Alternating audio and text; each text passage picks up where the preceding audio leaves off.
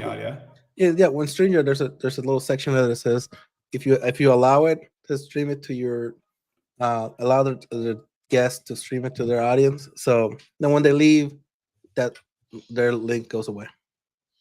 Right. So Okay. they see it. Nice. You don't. Yeah, they see it. They have to set it up themselves.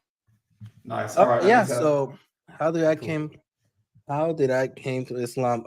I grew up Pentecostal Protestant. Yeah. Thank you, babe. I grew up Pentecostal Christian, and and it so I've always I got a Christian, and then mostly I always from young age I saw the discrepancies in the Bible. Always had a lot of questions. Didn't like the idea of the Trinity. Never had a lot of answers to it.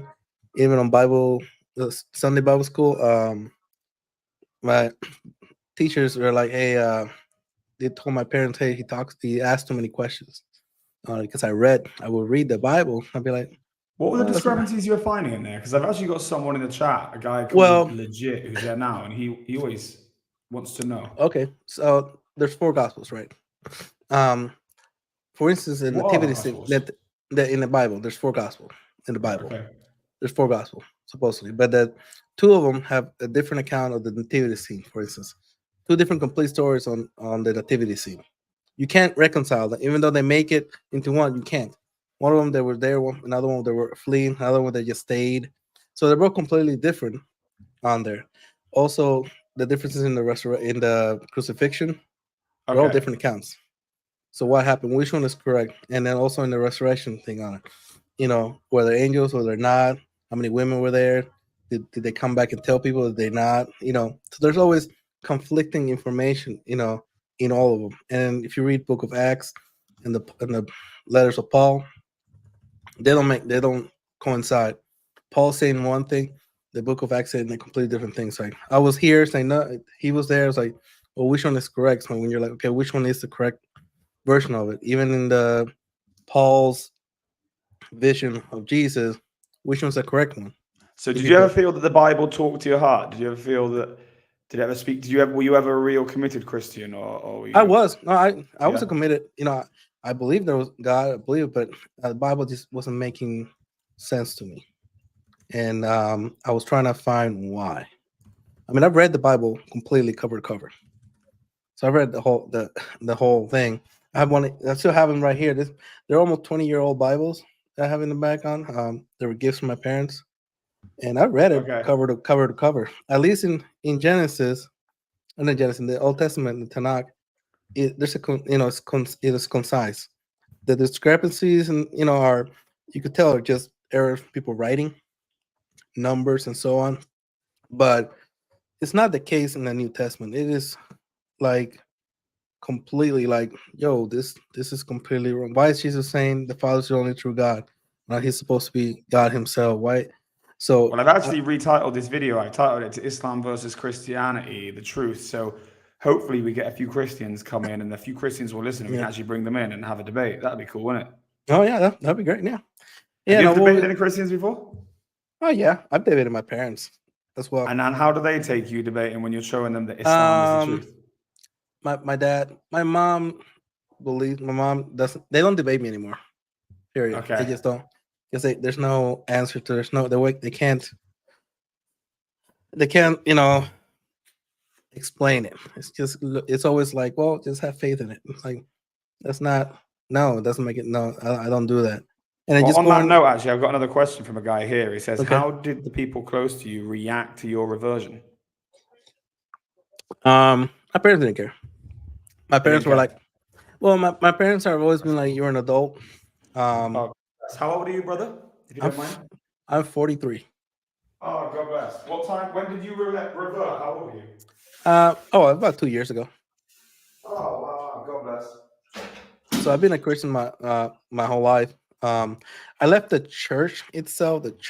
I will say about 20 years ago. I'm like, okay, paganism things. I'm like, this is pagan. This is pagan. I was like, this is. I even tried deep dive. I'm like, okay, it's gotta be the Protestants and everything. I was like, okay, what where did the Bible originate from? It originated from, at least in the traditional sense, is the Catholic / Orthodox churches. The very first foundational ones on there. And where were the first foundational churches? If you go, It's either, well, as an institution, it'd be call it Catholic and Orthodox. There and were, where's Orthodox? Is Orthodox Ireland? depending on it, there's some, like the Russia has their own Orthodox type, which is very close to Catholicism, but they don't believe in the Pope. Then you have the Eastern Orthodox, which is, you've seen that video of the guy with, so he's got a cross and looks like he's a wizard on. Right. Yeah. Yeah, those are the Eastern Orthodoxy. So what is the a Catholic has to obey the Pope, do they?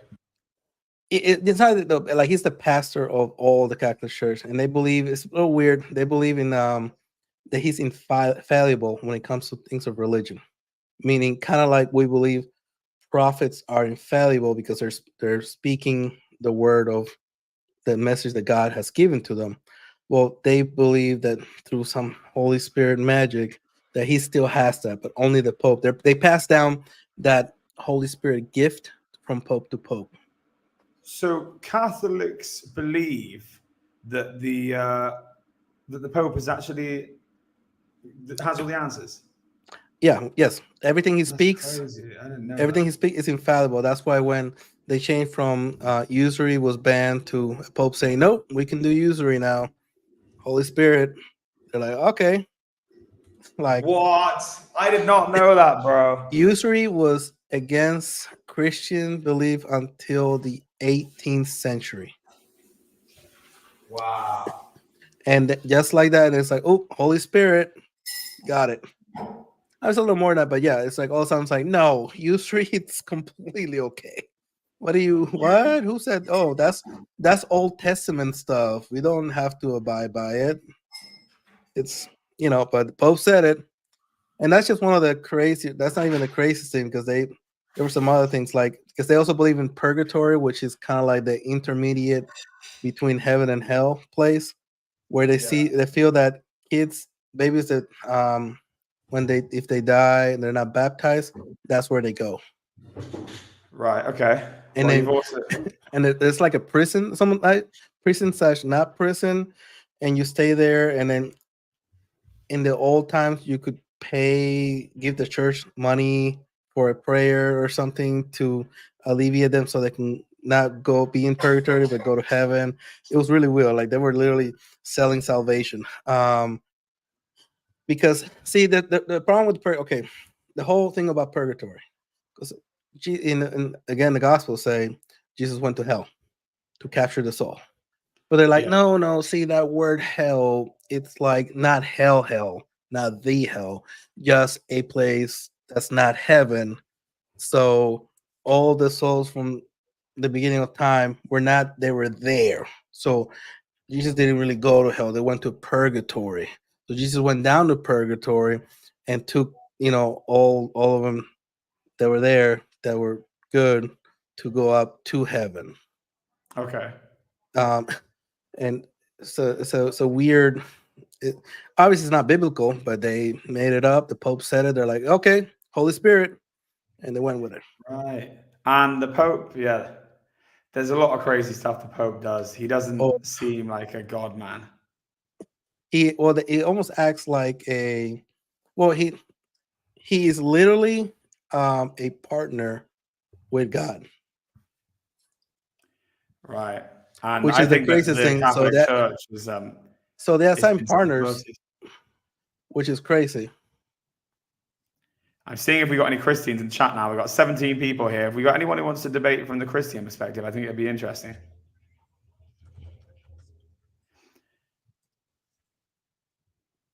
So it's when they're saying don't assign partners to God, they assign partners, like he's literally like a partner with God. But that's the reason that attracted me to Islam, because there's nothing between us and God. Yeah, and the only reason that people say, well, Christians are a lot more relaxed than Islam, is actually not. It's that they've made it more relaxed in the last 100 years. Before that, Christianity was a very strict religion as well. Apostasy was a thing all the way up until you could say recent apostasy, killing heretics. I mean, the biggest genocide happened to Christians was the Catholic Church against Protestants. Really? What Mil- was that? Talk us through the history of that because I don't know. Well, the unification process where there was a big, it was like a war. Millions died, people being burned at the stake and everything because they got to get rid of the heretics who were spreading hate against the Catholic Church. Okay. So it's a bloodbath, one of many. Yeah, like this, and yeah, like the church has so much that church has so much blood on its hands. It's ridiculous. Just look like at church history. It's like it's almost demonic, almost. Well, Yeah, I know. What about the Lucifer telescope, bro, and all that kind of stuff? I don't know about all that stuff. Like it's just so much. Like and it's hard to tell which is conspiracy and which is not because you read it and you're like, is this for real? And then you realize, yeah, no, it is. It completely is 100% Yeah, legitimately crazy. real. What is your worldview then in terms of like what we're on? Do you think we're on a globe? Do you think we're on a flat plane? I think we think we're on a globe or whatever, We're on a globe, yeah. a planet. Yeah, I don't believe in the flat Earth, and I think it's very, and of course, do I think it? I guess matters for me for the most part. It doesn't matter. Like you can't touch space, so who cares? That's my on it. Like does it? Yeah. That's all that knowledge affect my now? No, it's fun to kind of read into and learn and everything on it, but things that don't um affect me, I kind of just like I'll read about it a little bit, but it's like The only thing I guess it doesn't really matter too much. I just wonder if there's more resource out there and we don't have to. And the other thing is, I wonder why the stars still line up with Orion's belt. That's what. No, sorry, the Orion's belt still lines up with the pyramids. That's what doesn't make any sense. yeah, well, that's just astrology or astronomy, one of them two. I mean, you can if you're smart enough, do the math, the calculations, and actually chart the stars on it. You can come up with something like that. That's nothing too out of the norm from people. If you Yeah. have the time, which and no distractions, if you sit down and all you do for let's say a decade is chart the stars over and over and over again, you'll be amazed what you can you know find out about it. All right, all right. I'll check it out, bro. I'm gonna continue my research anyway. I'm just gonna put a link on my Instagram now Yeah, saying join the debate.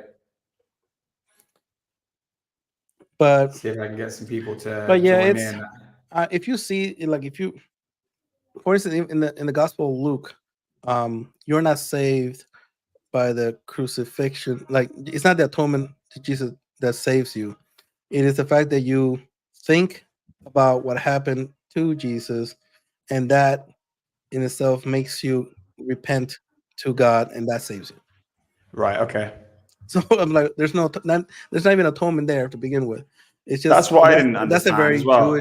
That's a very Jewish belief. That's more in the book of Jeremiah, where the whole context of it all is the pain of the people of Israel shocks them into going back and repenting to God. Yeah, yeah, yeah. So that's and it's just more like you just I don't think a lot of them read um or they read it to read. I read it to learn, to figure out, to see okay what's really in here, and then you start finding a lot of the flaws. And I mean, they don't. It's not that they teach Bible history at church. They don't teach church history. They don't. If you're lucky, they'll read 3 verses in an hour, and then from that's an hour long uh, preaching on 3 verses, and it's all subjective feelings, So how and is your that's relationship with religion now then? Like, do you say you believe in religion more than you've ever believed in it? Is it something I that you believe view in more as a lifestyle? Allah. I believe in Allah more now than I have ever believed, and I Okay. believe in the prophets more now than I have ever believed. Okay, so even more than when you took your shahada, you were believing more and more every single Yeah, day. every single day. Yeah. And what is that makes that happen? Um, What is the it that you're Quran. researching? The Quran, yeah. The Quran. That's the Quran. Yeah, that's it. It's the And what is it in the? Was it? Would you say is it the historical references that you like that makes sense, or is it um that talks to my heart? What is it? every kind of like an everything thing. It's so we have verses, chapters, everything that was revealed in a span of 2 decades at random intervals in different times. Yeah. And then at the end it says put it together this way. And then put together that way, you it's kind of like, and then what's everything's inside of it as well. How it is concise, how it teaches you just about it's everything. There's everything you need to know, every answers that I was looking for are there, Is and everything in between. Um, and so it's like, Alhamdulillah. It sounds like you're feeling good, brother. yeah, no, and you not just you see it, you're like, okay, after researching so much about religion. I mean, I've read the Book of the Dead, the Egyptian Book of the Dead, a little bits of hell on there, Hinduism. I read the Satanic Bible. I thought it was a joke. What was the Satanic Bible like, bro? What's the situation now? I've It's never I read it. like I would like to know. I read a couple of books and stuff on it. It's there's two different kinds. There's the Satanic Church, which is more like a it's more like an anti-religion religion, where it's like it's all about, we could all be good, just do good. The left hand said we follow the left path instead of the right path. Little nonsense like that. Well, so it's still trying to be good. It's just satanic. Yeah, it's like saying sleeping around is not a bad thing, but murder is. Really? Yes, and they still worship. And the thing is, it's like depending on it, it's like there is a deity that sits at the left hand of God, but he's not really evil. He's just a different way to attaining salvation. And then there's also there's a I guess more like a cult where it's like a satanic church where they supposedly there's no real way to figure that out, but where they sacrifice babes, drink blood, and all that stuff. Apparently there is, I believe there is, but this is the more mainstream one is this one where like go drink, have fun, enjoy life. As long as you don't do quote bad things, it's okay. And they get so it's weird pseudo anti-religion religion. What do you think is going on then, bro? What do you think the key to all of this is? Do you think that it's a specific group that's doing evil? Do you think people just inherently behave evil when they get too much power? Do you reckon it's a cabal? What do you think it is? Well, I don't think it's not everybody that attains power, becomes evil, but the whole Yeah. thing about absolute power, that little quote about absolute power, beheads absolute evil, but it's it's depending on the foundation. If you have somebody who is in their deen, always been in their deen, and they attain wealth, they're not gonna start doing Diddy parties. You know what I mean? Yeah, It's bro. so, so when there's no foundation, when everything is hedonism, is your feelings, is go after your desires. The problem with that is it's a cycle that never ends. What do you think has happened with the Diddy parties then? Who do you reckon is going to go down? Do you reckon we're going to get a lot more names? Probably not. Uh, No? if there's a lot of powerful people involved, I think it'll turn into an Epstein thing. But it just Really? shows, yeah, it just shows what because you feed. It's like feeding the what is it, the parable of the two wolves in the Indian parable where you have two wolves and then they're always fighting, and then you ask, well, which one wins? Whichever one you feed. We got someone here who says Diddy party is a psyop. No, I it's don't not. know. Oh, It nice. We got happened. It happened. It's been going on. It's something that has been going on. It goes on. So yeah, bro. How's it going, Hello, Vessel? guys. How are you guys doing? Yeah, good. Wesleyan, Thanks. am I saying it right? Vessel is a Was non-Muslim, so it's going to be interesting to hear him right. debate Rican, who is a Muslim, so we can get into some stuff there too. Rican, But nice to Vessel, meet you. Alhamdulillah. we were How you saying, you doing? reckon we're going to get the names of these people from the Diddy pies? Uh, Depending on the names. If it's just regular musician stuff on it, you might get it. But there's an actual important name in there. you'll never get it. No. Maybe not. Maybe not. People with power, they stay in power for a reason. Well, the thing is, the reason they reckon that not many names came out about Epstein is because everyone would have been in the same kind of parties, and if you give a low-level guy his name, then he'll be like, "Yeah, but he was with me too." So they're just like, "Right, we have to protect everyone," and everyone was just protected. Yeah, but people, everything's buzzwords and everything. Like we know what names were with Epstein on it. Does anybody talk about Epstein Island anymore? No. Nah, It becomes a buzzword because a thing people talk about for a week and then they move on. I People's think he's attention still spans are alive, so. personally. I think Maybe that it was people's all just a smoke screen. yeah Yeah. people's And attention the same thing spans is going are on with really Diddy small. now. It's all just a Yeah. smoke screen. Nobody knows what's going on in the background anymore. Yeah, What do you think It's it's all all like, about, Vessel? Did he do it? Or did he Yeah, I'm didn't like- do it? I'm sure he did all of that stuff. But it's like why everything's in small screen. Like nobody really knows what's really going on in our countries, in the world, what actual plays have been going on. You know, there's a genocide going on right now, and the headlines are Diddy. Yeah. I mean, I don't know, man. This- I that's saw People just need to this be the state video of the world. distracted. It's Diddy all about the calling out food and the games, alcohol isn't it? companies. Yeah, yeah. Isn't that the whole what is it? The Rome thing, building a coliseum, giving games, and then they'll Yeah. It's Yeah, it's bread, like- bread and games. yes, that's all And they need. People the want. people will not riot. Yeah, Yeah, and they want that's to and riot. that's true, and that is completely 100% true. As long as people in the West, they can still feed their bellies with crap, get beer and prawn on the internet. On it, you can keep raising inflation all you want. They'll complain, but they won't riot. Yeah. They Rican, won't won't I riot. got a question. No. I got a question here that I've been asked, and I thought it'd be a good question for both of you to answer individually. One as a Muslim, one as someone who I believe not necessarily got a religion, but you might be able to explain your stance on it. Some people say it doesn't matter what religion you have, because as long as you're being a good person and you believe in God, what difference would it make if I was Christian or Muslim? What would you say? Do you agree? Do you not agree? I kind of agree, but it's non-Islamic. But yeah. Well, you first have to find.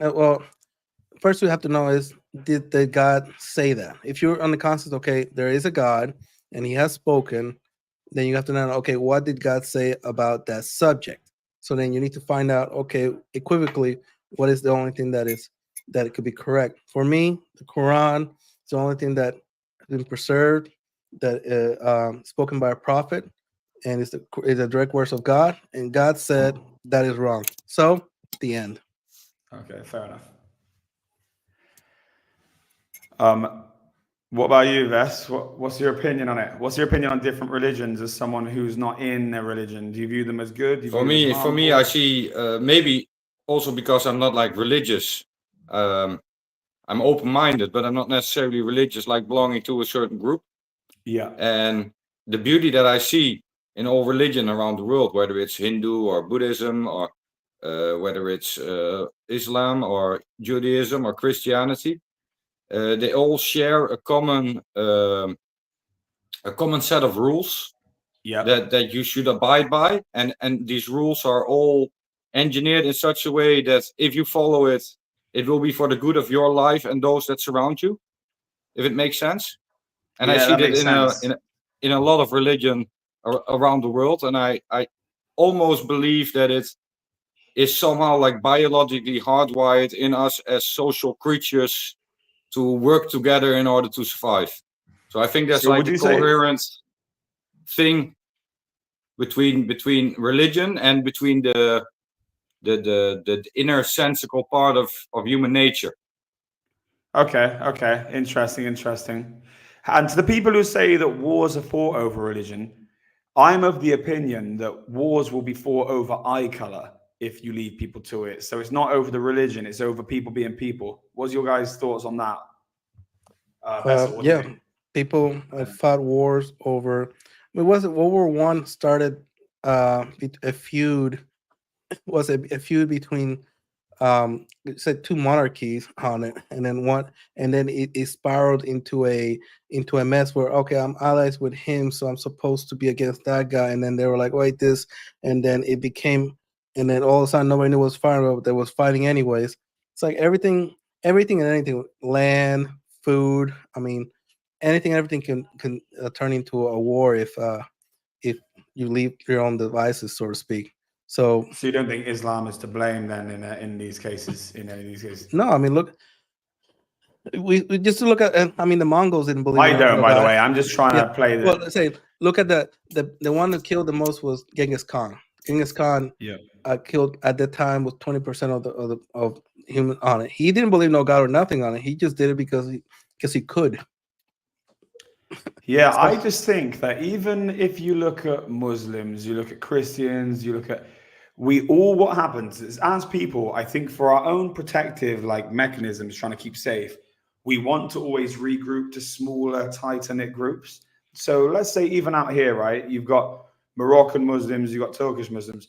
The Moroccans and the Turkish stay together. It's not that we're not all Muslims, it's that they stay together because you just let stick to groups. Now, in a prison yard, you see the same thing. You see, and I think that if we didn't have religions, we'd be fighting over the land, we'd be fighting over the house, we'd be fighting over whatever it is. And I think that you get lazy people trying to discount the value that religion brings by saying it causes a war. And no, humans will fight, and bad people that head up groups of humans will make groups of humans fight. But I do not think me being a Muslim makes me any more likely to go out and have an argument or a fight with anyone. I think it's less likely. I think I'm a more peaceful person. So I just think that religion. I agree with you on that one. I think truly religious people are a lot more peaceful than people who don't follow a religion or who don't abide by a certain moral code. And as long as you have these people that profits from war, there will always be war on a large scale with a lot of casualties. Facts. I agree. What do you think? And like you said, it's also part of our human nature. I mean, let's be honest. We've all had arguments in our life and had little personal battles, whether it's with your neighbor or a friend or somebody you don't know. If it already happens on this small level personal scale, how can it not happen on a global scale? Facts. Yeah, like I think the biggest atrocity was it the biggest atrocities I think were caused by atheists.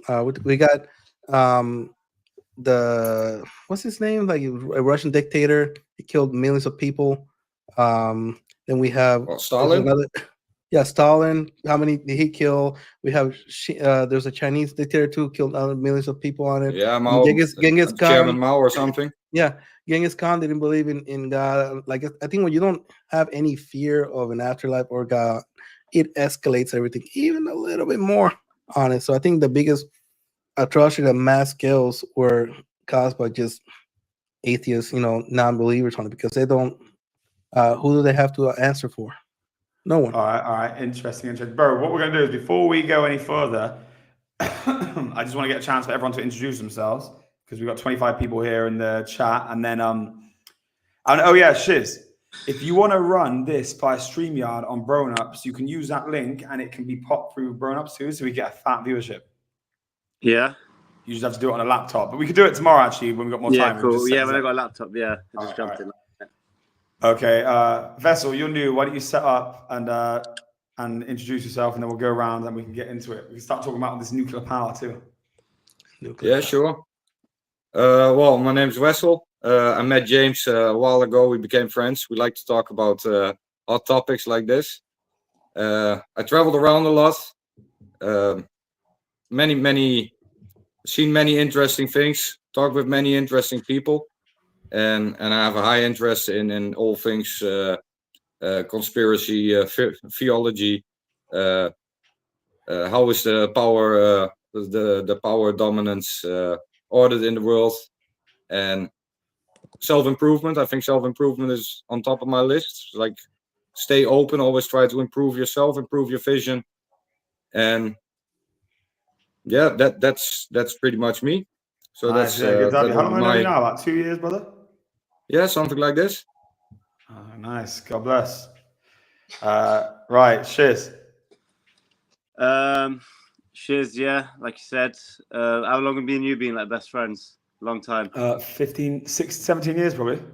Yeah, 17 more. years probably. Wait. Yeah, 17 years. Yeah, right, 17 years. Yeah, about that, yeah. And, I've always been into conspiracies, whatever else. We've got similar interests, really, haven't we? Yeah, you were definitely more conspiracy than I was before because I was way more into the system. Like, I Yeah, I've seen fully the believed in the system transformation. like 5 years ago. Yeah, you used to hate conspiracy, so I've seen the transformation from where you were and where you're at now. Anyway. Yeah, definitely. Rican, what about you, brother? Well, born and raised in Puerto Rico. I was a Protestant for Protestant and Catholic for most of my life. Kind of left the church 20 years ago. Just reading the Bible, seeing the conspiracy, the different discrepancies on it, and I say that I read my way out of the church, so to speak, and then on my way to finding the truth, I came upon Islam.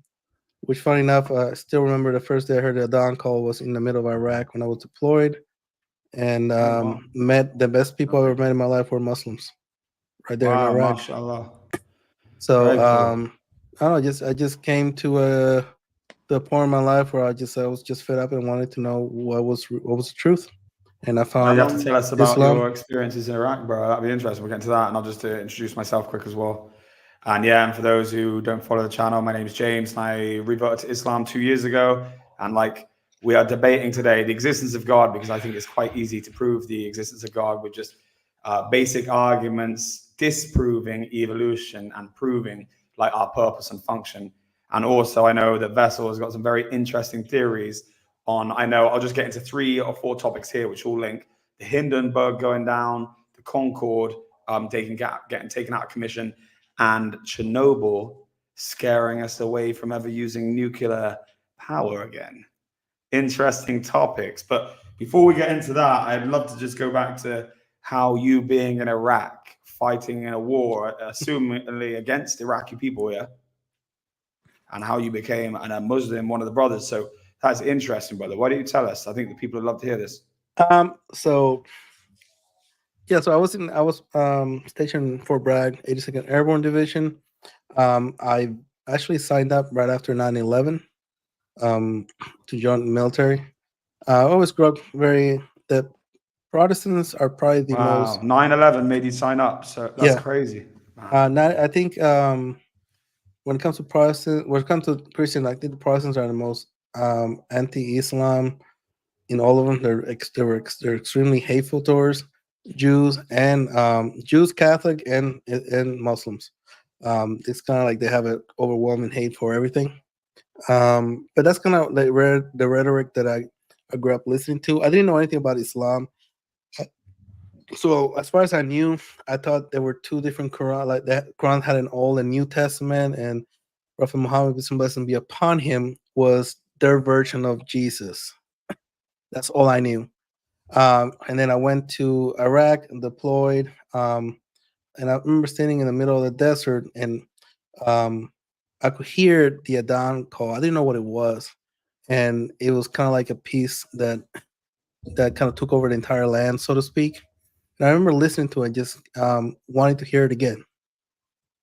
And I'm like, man, I want to hear it again. It's like, and then I have to wait so many hours to play it again. I'm like, I wish they would just play that over and over again. I was like, what? But I didn't know that was a call to prayer. Most of them didn't know what it was. Nobody knew what it was. What it was with. And then we were meet the locals on there, and they were just like the kindest people you ever meet in your life. I mean, completely. That's the kindest, more humble people. And I broke bread with them. They would feed, little they had that they wanted to share with me. I'm like, Can I ask you, bro? Did you? So obviously you became a Muslim 2 years ago. This you're talking about being back there like nearly 20 years ago. Yeah, 20 something Even years though ago. that was 20 years ago, did your view of Muslims change the minute you were in Completely. Iraq? Even though you were fighting Iraqi people, you viewed Yeah, Muslims differently. I started questioning what we were there for. I was like, what are we here for exactly? Because we hear everything came from because I after 9/11 I signed up, but then almost a year after I didn't get picked to go to Afghanistan, but then really right after that we were in Iraq. And then I'm like, okay, Iraq. I'm like, oh, is that? And then they're like, no, that's not Al Qaeda, it's ISIS. And I'm like, wait, so what are we doing here? I thought the bad guys were over there. And then and I just interacting with them, like, what are we doing here? What exactly is going on? Did you see the oil fields? Yeah. Oh, you see them. I drove by on it. You see the Yeah, they're huge. Are they crazy, bro? They really are. Can I ask you a question? And someone who's been around the oil fields might be able to give this some credence. I've seen videos online that are saying that the reason the oil fields aren't moving all the time is because they're not running out of oil in those wells like they think they are. They just play it like a commodity to drive the price up. See, I don't. I wouldn't know about. I wouldn't know how much oil would be in there. You have to on there, but I mean, wouldn't did be you see them surprised. moving around, or were they just always in the same spot? Well, they were different. There's different. It's kind of like you see equipment on different outs in on Okay. there. So it's not like they just moved the entire field on their equipment. Right. So some of them were on a different time. You do see some of them will be on a different time. You see the exhaust and the everything's working on there. So, but you could tell after just being there a few months, we're like, we're here for oil, aren't we? Like that meme was correct. This is like 20 years ago, and then and after that, I went to Afghanistan, and by then we're like, why? You go over there, and I met amazing Muslim people. They was a little more open in Iraq, and they were even like they're just kind people. Like I went to visit before it was destroyed. They did a monument like for a war hero who fought the Russians. He was who the CIA gave weapons to at that time when the Russians wanted to invade, and they were building this like it's like a monument to him or something. And I met the people there. We went to see him, and I mean, and we would do charities and stuff. We would just give out for the kids. And again, they're just the nicest people you ever meet. And it was weird seeing women in hijabs, on there. We're like, what is, I will see that, and I'm thinking it'll be odd for me. The first time I saw a hijab was in Afghanistan, because in Iraq I only saw the males. None of the females ever came to the bail. We forbidden, Oh, nice. But in nice. Afghanistan, where we were going out, I will see them, and I will see them in the hijab, and I thought it was shocking. Like, it shocked me at first, but it was so odd that you then focus on the eyes when they're covered. You focus always on the eye. Like, you don't look at. It's almost like your eyes just say, "Oh, nothing to look here," and then you look them straight in the eye. Like, it's so much easier that you just, And then Yeah. I would try to say hello, like the words how they. And then you hear them like laughing because pronouncing it really horrible, and here you go, Yeah, and Yeah, nice, bro. Very interesting. I think basically I met on that topic of the oil, and Shiz is going to probably have a lot to say about this as well. So I'm really interested to hear Vespa and Shiz talk on this. Is that what is this situation with all this? What do you call it? Nuclear energy, because a lot of all those wars are fought over oil. And Vessel and Shiz are here. What do you think about this? You think that the answer is nuclear, and they're holding that away from us under the guise of it being dangerous to scare us, when really it could make the planet clean? Is that the general theory here? You want to go? Well, I think nuclear could be one of the ways to go forward into a new sustainable future of energy, and Well, even I think cleaner than the especially wind a farms. combination with renewable sources, that would be amazing. Well, And even what I cleaner than see is wind this whole farms. agenda of people in power. yeah. And those people in power are the same ones that go fighting in Afghanistan and in Iraq and the destabilized country of Libya. They have an interest with selling oil. And as long as there is an interest in selling oil and money to be made, and these people are so money hungry, they only want more money. And it's the very basic instinct almost. You won't find it doesn't fit the agenda of them to promote nuclear energy.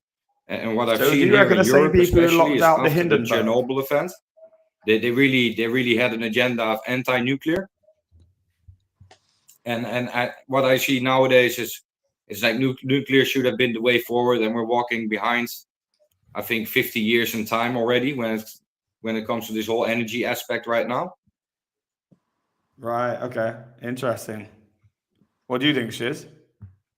Well, you're always going to need a mix of two, because obviously nuclear power is great. It's clean. It doesn't produce any carbon. You don't need much. Like, in terms of like wind farms, you need crazy amount of copper, crazy amount of other materials to create the farms in the first place. Yeah. But having oil, petrol or diesel, you could put it in a car and you could drive around. We didn't have the means to store electricity in like an efficient enough manner till these new batteries and new motors came about. So now nuclear could take over because you could just charge cars, but before that wasn't possible. I agree, and I feel Petrol like and gas was the easiest thing to do. for me, I feel like oil. It's that's been very efficient. But I also feel like it's kind of run its course. You know, Yeah. I'm very grateful for everything that it has brought to the world and all the advancements that were made possible because of our discovery of this technology. At the same time, I feel like we're at a phase in time where we can already change things, better aware of the consequence of using certain things. Do you definitely know for sure that burning oil is harmful? Well, isn't burning anything harmful, mate? Isn't it just the same as breathing in oxygen? Is it a cycle? Yeah, you go. Yeah, so obviously there's this. If you think about it, we burn loads of it. You know, every day there's millions of cars fueling up, burning entire tanks. But obviously the byproducts. You know, if you've ever been in a car with like a leaky injector, which is a diesel car, you'll know straight away that you feel ill of it. You know. Yeah. Or anyone who's worked in a place where they're surrounded by fumes or near places where they've had oil drilling, all that sort of stuff. So, yeah, obviously new cars only produce like carbon dioxide, which isn't too bad. But at the same time, I don't know, burning anything for a long period of time, you know, like if you burn all the trees down, it's going to have detrimental effects, I feel. I feel like we have loads of oil. Yeah, we got loads of oil. Even after we stop using it for fuel, we'll need it for plastics. I actually think that my oil links to actually what the title of this is, Proving God. I believe the oil has been there and it's a self-circulating thing that will come back. I agree with you that if fumes are getting put in the air that make you sick, they can't be good. But if the fumes are only carbon dioxide, I mean, there are bad for us because we breathe in oxygen, but good for the animals that breathe in carbon. And actually the whole mechanism that's set up in such a way that if we inject more carbon dioxide into the universe, God has it set up that the plants and everything will get bigger to pump out more oxygen. It's like this perfect filtration system. 100% agree. Don't put fumes that are going to do no good to the environment. But my limited understanding of the environment is that there used to be 20 times more carbon in the environment. They say it's because it's leaked out, but truthfully, they don't know. They say what they say, but they can't even propagate the facts that they tell us about what they tell us. So all that we do know is that there are living beings in plants that breathe in the opposite of what we breathe in, which is carbon, and then they breathe out what we breathe in instead of breathing out what we breathe out. And I just think that they would grow. The issue, the cardinal sin here is really chopping down the filtration systems that would deal with the output, I guess. But someone tell me this, and I find it very interesting, is you can work to get everything electric, but all you're doing is saving the carbon deposit there. I think it might have even been you, Vessel, saying that everything is perfectly balanced. The universe is perfectly balanced. If you don't use any carbon dioxide in the vehicle here, you're using it here when you're digging for it. And it's almost like you can't get away with paying shaitan for that use if it's evil.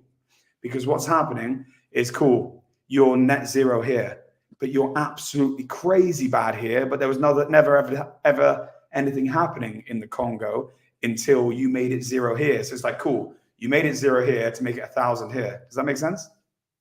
Yeah, I agree with that. I think the whole problem is being moved. It's being moved about. You see it now already with this whole CO2 certificate system, where companies can buy off certificates so they can pollute, and they buy it off other countries which have the certificates but don't have the companies that can pollute. So there is a whole trade-off system going on, where you see that problem is just being moved from point A to point B. What system and I is that agree you're with talking you about, that when you put in more CO2, that the trees will produce more oxygen. But at the same time, you see that mankind is putting in more and more CO2, but we're also diminishing the forest at the same time. So you have +1 and minus the other. So we are kind of debalancing this whole beautiful balance that there is, because I do believe that there is a universal balance going on. But I also feel like we are the ones disrupting the balance when we should be guardians of the balance. Yeah, Okay. I agree That with makes that. sense. I mean, that's what Quran says. We are the guardians. We have to treat what God gave us with respect. But I think also, I mean, the power thing. Uh, Cheaper power means everything becomes cheaper as well. Food and everything else on it. You can't control the masses when they have cheap power as well. And then power being able to be given to even what we call third world countries. If they have cheap power and nuclear is you can make it pretty cheaply. That's the thing also. Nuclear power on it. Then they wouldn't have a stronghold as they have with all those people. Like for instance, North Korea is sitting in $1.4 trillion worth of minerals right now. They just don't have the means, the power, and I mean that by not by actual strength, but power, as in like when it comes to electricity or something like that, to start excavating on it. If they did, they will overnight become a world power economically because they have trillions of dollars worth of minerals underneath them that nobody can touch. All right. So Interesting. I didn't know that. yeah, so that's why food and everything went up because energy prices go up. Energy prices overnight drop to half or even a quarter. Everything drops in price on it. All Everything right. becomes What's even your cheaper. theory on the Antarctic, brother? Why do you think we're not Ah. allowed to go there? And why is everyone in a treaty? Oh, there's I guarantee there's resources there that I think it's a resource thing. I don't think it's something mythical or anything like that. I think it's mainly resources. No, there's resources there. Um, so people are trying to figure out who can control that because then it'll just become another battlefield, so to speak, on who gets to claim those things. Yeah, but And I wouldn't think it there are be a basic. battlefield if it was I think if it there's was for base reforce, it would naturally turn to battlefield, I would think. over there where you could easily be able to run it because that's the biggest thing they have a problem with the heat production from it. So I think it has to do with little things like that. I don't think it's anything too. I don't think there's a hole that leads to the lizard people, But I think there's things going on over there that they don't want people to know because it'll just show that they they can do a lot more than what they say they can. That makes Is sense. there any chance that it could be more livable than they say? Is there any chance there could be more land to be lived on? And Yeah, there could be a chance. because Yeah. the reason I say that is it doesn't make any sense that they haven't fought for the resources. Uh, I think there is, it is more. I'm pretty sure there is livable. I don't think it's like the lost island full of dinosaurs, but I think it is a place that it could be a place where people with a lot of money can have set up a place for if things go bad, they can go there, type deal for people who Yeah, are the have. vault's there, right? The Doomsday Vault with all the seeds in it. Yeah, Is it? yeah, Yeah, they that's got where Doomsday every Vault is. single seed of every single plant stored there hmm Oh, in the vault. really? And like, What else do you know Plants about that it, bro? even plants that are extinct right now. They've been doing What that. else I think that about one's on the North Pole, no, with the seed bank. Isn't that near Greenland or something? yeah, I thought it was in the North Pole, Antarctic. I can't remember which one, but yeah, they've got a vault with every single seed. I in think it. I think they what have. facts do you have about what facts do you have about the Antarctic vessel? What do you think? Well, I don't have too many facts, brother, but actually Yeah. what Rican Muslim just said is like, no, I get a whole new conspiracy theory going on. Could it be a quantum computer going on the Antarctic that's causing the ice The ice caps to to melt? It can produce enough heat because Is it has the heat of cold. IT infrastructure demolishing the ice caps? I mean, It's a the topic to look heat. into, Yeah, brother. like the heat that comes from and the extent they have to just to run it for an hour is ridiculous. Yeah, The thing and is, I though, believe bro, also the my power that head they goes to consume. this. This is what I believe because if we're talking about them needing power, I believe at some point civilization was harnessing free power. Now, if you believe that, the question is, do you think the people who need that power, the people who rule us, could still tap into that power? Do you reckon they could access it? And then imagine if all of the AI needing power for what they need it for was a cash grab and they were loaded up. Because look, a lot of people say there's a jet fuel hoax. A lot of people say they can't explain all the fuel that was in the wings of a jet, but they say people are paying carbon tax and for all this but they say actually flying on a jet plane is way more efficient than anyone would ever believe. That's a very deep conspiracy because that would have people not complicit in putting really. the jet. It's kind of not really because you just have to do simple math when it comes to, you know, gallon how many gallons per mile. But then you're talking about speed too. You know, obviously if your car can go 300 miles an hour from point A to point B more efficiently, and then you look at different variables, yeah, it becomes cheaper than especially when you add like a jet or something like that on it. Yeah, how long, you know, how fast it can go, how long it actually needs to burn the No. gas I mean like for. this. Like this is the hoax. So I don't know if you guys know. You're gonna have to check this. All commercial jets claim to put their fuel in the wings. Now this is a build-up of the wings. Those who can see, look, have a look. This is basic. You have to go do your own research on this. But I've done quite a lot of hours of research. It's very interesting stuff. So then you go onto this, and you go. Did you know that a But Concorde allegedly? Hang on 1 second, brother.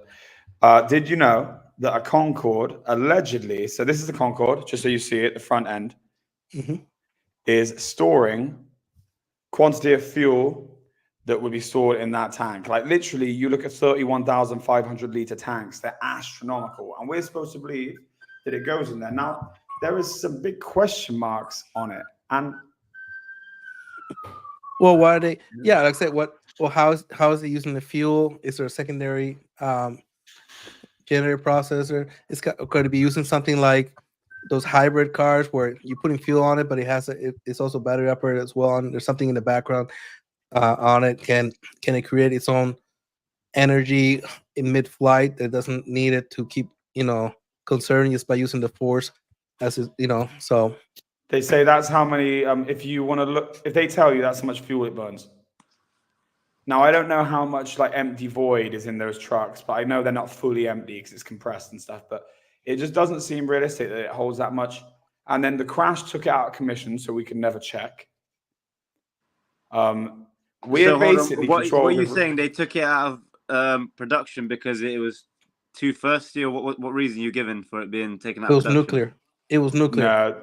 Oh, is that what it was? Is that what they think it was? Maybe I think maybe. I Yeah. think they could be using something like a hybrid type of either fusion. I know you could. I mean, fusion at a very small level. Basically, you can't explain, Shiz. It doesn't make sense if you visually look at the plane compared to how much fuel they say it used. There's just no way it could take all that fuel. Yeah, Look, I mean, I'm not. It's not facts. It's just visually that doesn't look like it could hold that much fuel. It might be facts. It might just be that, but that doesn't look very. What do you think, Vess? I'm sorry, I was having some little technical issue here, brother. What do you think about that? The fuel. That's how much fuel a Concorde is meant to hold. Yeah, well, to be honest, brother, I don't know. I can't see a scale on that picture.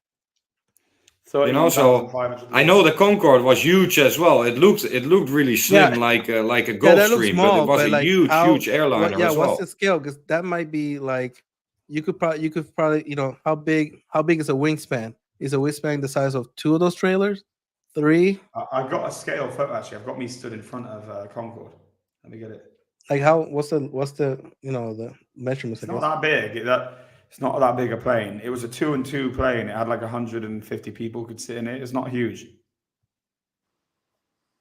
Yeah, was it? It was more seen comfortable, it, wasn't it? The Concorde was more comfortable. It wasn't like packed out like a Boeing. Yeah, but you've been to it. Yeah, you've seen the one in Filton. Yeah, Shiz. It's not that big, is it? It's not like a Boeing 747. It's small. It's a very small cabin. You hit your head on the ceiling. Yes, it's small inside. Yeah, but and like the wingspan's not as big as a normal plane. I'll show you because it goes inside a dinner hall. Like I've had dinner under it, and it's under a little room. It's not what you think. It's not like a 747. I'll show you now. Yeah, I'm just looking at it now. Seat capacity of a Concorde is 100 compared to 575 of a A380. Right. And the range is only 7,000, while a Boeing is 14,000. It's just got double the speed. The length is near enough the same as an A380. Okay, A380, yeah. So that's not a great length. plane. Is like literally 30 foot bigger, maybe. So A380 is like what we go to Spain in, isn't it? A380 is a big one. Not as big as a 747. It's smaller than a 747. Yeah.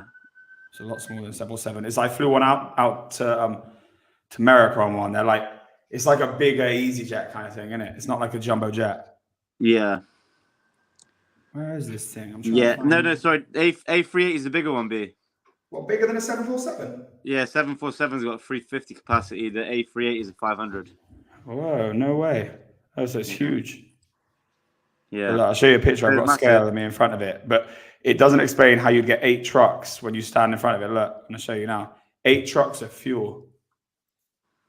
I don't But know, but even when you look at a normal plane, you think, how could they fit so much fuel in it? But they do, you know, in the wings or whatever. Yeah, no, but that's the conspiracy, bro, isn't it? That they don't. Yeah. No, I get that's a conspiracy, but I'm just looking at the. No, even on a normal plane, though. That's what I'm saying. It's not limited to the Concorde. They didn't reckon this. They don't reckon the jet engine is burning fuel the way that you think it's burning. Because all jet engines are meant to hold fuel in the wings, and no wings can explain, in visual at least, away the amount of fuel that any jet plane, including an A380, Well, that could be 747. well, that could be in I guess you say that in view, but until I actually look at actual schematics, the actual schematics, do the math on there, and actual volume, do the math when it comes to volume, like looking at, okay, what's the volume on both the wings and the space? If you do the volume on that, do the math, run it through, I don't know, ChatGPT, and see, okay, how many gallons can you fit in there? Yeah, that stuff's hard to perceive by eye because it happens to me all the time. You have to look at schematics. Like I'm not an engineer.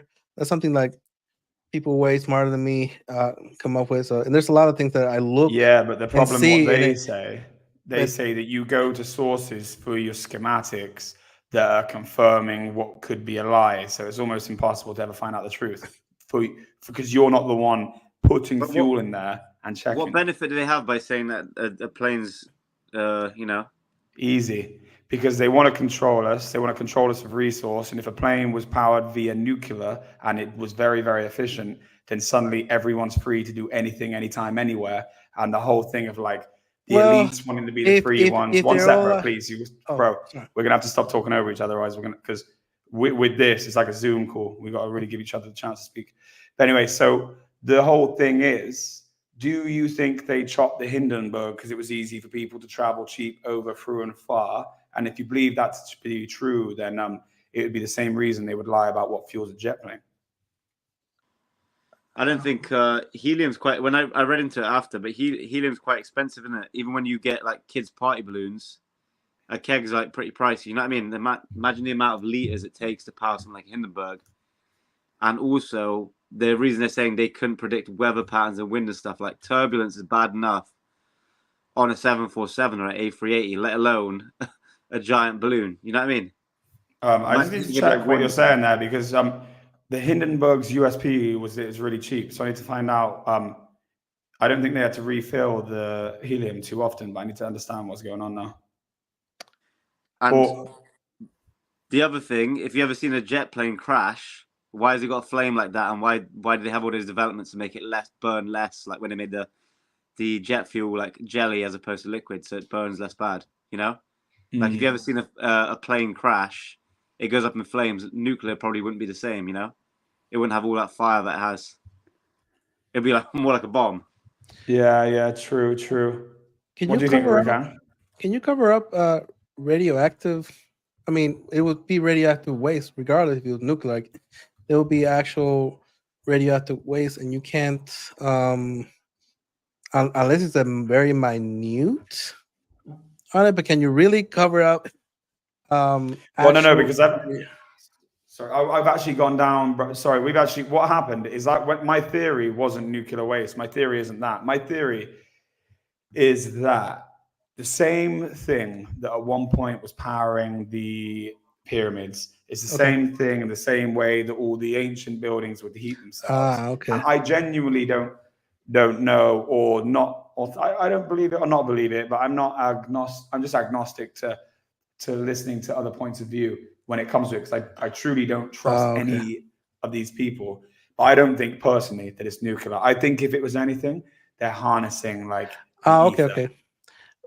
But I think it's more like akin to electricity, the pyramid, because they did the concept of what was on it, and it's like it's electricity.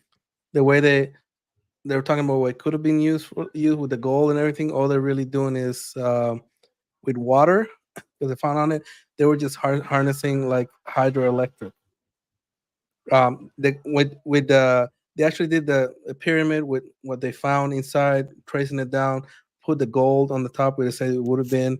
They looked at what type of material it was in the inside, and it looked like they were harnessing, well, electricity. Yeah, I think they were harnessing electricity from the internal of the Earth. Yeah. So And I think that's possibly what they might be able to pull in with a plane. I don't know. I'm just Googled how much it costs to build the Hindenburg. In 1930, it cost $3 million to construct. With inflation, that would be $60 million in today's money. And it also And how much needs does it diesel cost to too. make a plane? What's that? How much does it cost to make a plane? Yeah, an A380. How much an A380 cost? Cost of A380. And also, you've got the risk of it sparking and burning with the average price of the Airbus A380 is $450 million. So just to be clear on this, you believe the Hindenburg was a legit accident? I mean, a spark from electrostatic giant helium thing in the air, it's plausible to me. You know, I don't know who was on it or where it was How going. would you explain there's 35 cameras there ready to pick it up, but they didn't catch the fire, so it's almost like a propaganda piece. Yeah.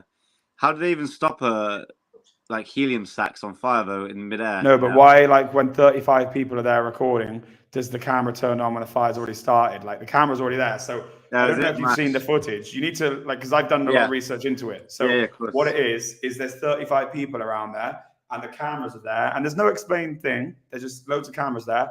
And he goes, earlier today, the Hindenburg, in this old school thing. And all you do is the footage turns on, government propaganda piece, and this is the end of the travel. And the footage turns on and it's in flames. Doesn't say how it got in flames. It says that helium is flammable, but the cameras are already going. It's a cut. It's not like the cameras are turned on. So you have to wonder why the cameras were there and why we didn't get to see the fire start. They're big questions for people who are in power that could implicate people who rule us. That's just what I think about it. Like, for sure, it could be real. They could genuinely think it's too dangerous to go on helium balloons. It could genuinely be too expensive, and I think they should genuinely let the free market choose. I don't think they should be the ones banning it. And yeah, that's just the way I see it. That shit. It seems. Yeah. I'm gonna get some stuff up here to find out whether it was cheap, because what I was reading about it is that it was going to be a way where everyone could travel. Yeah, I read it was like $400 for a ticket back then, which is like $7K in today's money, but. It was luxury. But you was overnight and sleep in beds and all that, wasn't it? Yeah, it's like a 4 or 5 day trip. So that seems kind of still value, doesn't it? Considering a first class flight's like $5K nowadays. Oof. So yeah, it's crazy. It seems like a cool idea though. And you said yesterday there's other liquids they could use. Yeah, like argon. You could use argon, which isn't flammable, which is lighter than helium, I believe. I'll check now. Then helium. The same thing with the cars, right? Somebody invented something, a motor that could use something besides gas. They bought the patent, and then they took the patent and shelved it away forever, so nobody can use it. So I think they are war, I guess you could say IP wars and things like that. With different patents that come out of that could be used for certain things, and they bought those patents, and then they grab them, tuck them away, throw them away, never to be used again. You know, that has happened before plenty of times. Okay, interesting.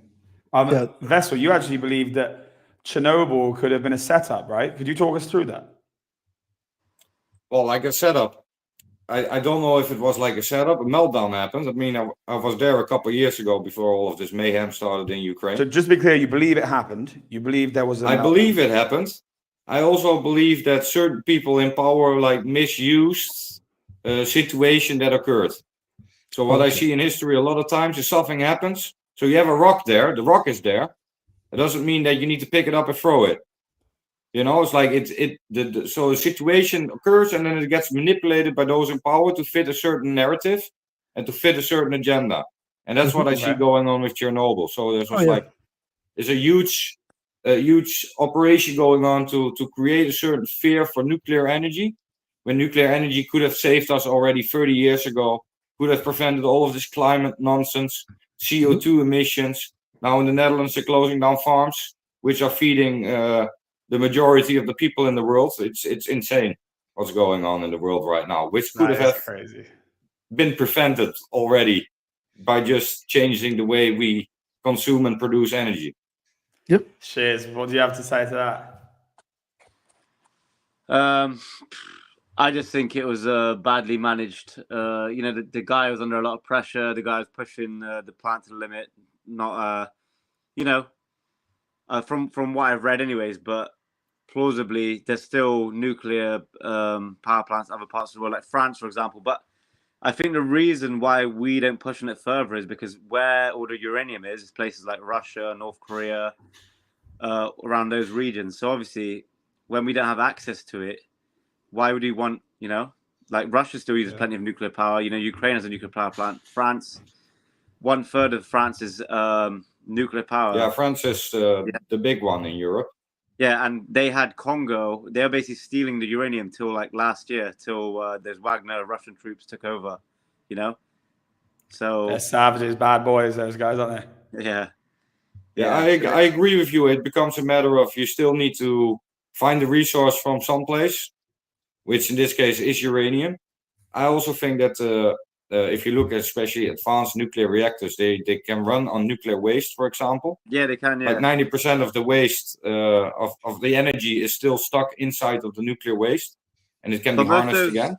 Most of them run on the old one where they throw away the waste, right? They haven't bothered upgrading to the new ones. Yeah. Which is why it's stupid, because in theory, you could have very little waste and keep reusing the nuclear waste, but until most of them still the outdated models where you have to throw away and dump it. Yeah, talk about this right here.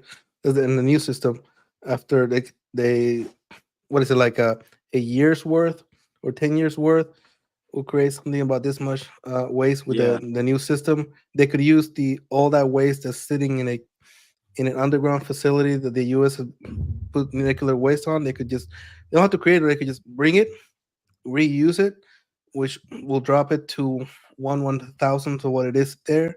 And then that little bit right there, which is about that much on there, I mean, you could put it in a paint can until it fills up, and then go in. You know what I mean? And then until the next time, they can keep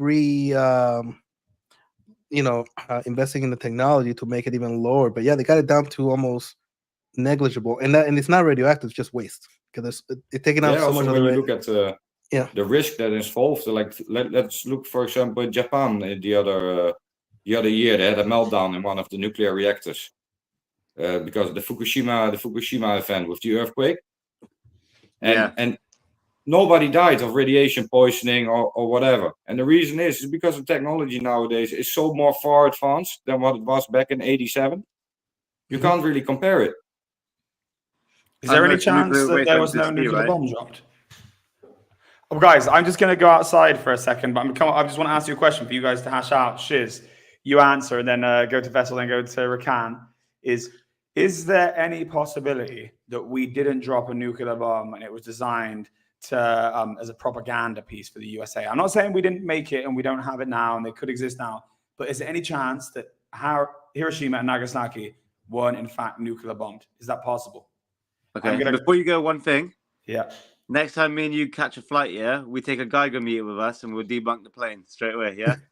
But I don't think it's nuclear. That was what Rican suggested. I think it's just, I think there's access to free energy. I think the same way in which, this is what the theory is. You start going down this rabbit hole and researching, but rabbit holes can be propagated by falseness, obviously. So I know it's not definitely true, but the theory is that back in the day, we've been able to harness free energy, and the people that control us still have access to that free energy, and they use it in some of their tools to which they claim that they use their fossil fuel energy, but it doesn't. That's the whole theory. Do you know what I mean? So they actually still understand how to access free energy, but because we don't, they use that to famous us. But that could be just nonsense. Okay, got you. Okay, but I'll listen to the thing anyway. So basically the question is there a possibility that we never dropped a nuke? Is that possible? On to you, Shiz. I got the headphones in, but I'm just muting this. I mean, this is a new one. I mean, I feel like everything could be a conspiracy, but I honestly think they did, because if you see like pictures, videos of like the kids born years after and the nuclear shadows and all that stuff, I think it happened. I don't know. James thinks it's a load of TNT, but I've never seen what what happens years later and all that stuff. So I'm with the mainstream narrative on that one. And then about you guys. No, I definitely. I have to leave with this. I gotta give my girls some breakfast. Spend time with them. Now that they're up and running. Yeah, there's one thing that U.S. loves to do is experiment on live victims on things. Yeah. So I 1,000% believe they dropped it because they would enjoy seeing people eviscerated, and then so they could research it. We're talking about they took scientists who were once Nazis and integrated them into their apparatus. They love this kind of stuff. They've done this to the South America, the Caribbean, my people on it. These are satanic people who have no care for human life, and they enjoy seeing that kind of stuff. That's just how they act. That's just who they are. So yeah, I 1,000% believe they dropped it. They were like, "Ooh, great results! This is amazing! This is great! Have you seen what it does afterwards?" I believe they loved it, and it was a great testing ground. But I gotta go because my girls are up. Assalamu alaikum warahmatullahi wabarakatuh. Bismillahirrahmanirrahim. We have a wonderful day. Enjoy your day, brother. Yeah, thank you. Have a good day, And bro. I do appreciate it, James. Really do. Thank you. Appreciate it, brother. Yeah, God bless. See you on the next Yeah, one, Allah bro. bless you. Yes. Thank you, Alex. Cheers, bro. Bye-bye. Right, so Yeah, I have to agree with them as well, brother. I think they definitely dropped one. all right, For let sure me they get a dropped couple it. of facts out I can read to you, and then you guys can come back with the facts that Blow our minds. I also believe Hitler would have dropped it on London otherwise. But okay then. Do you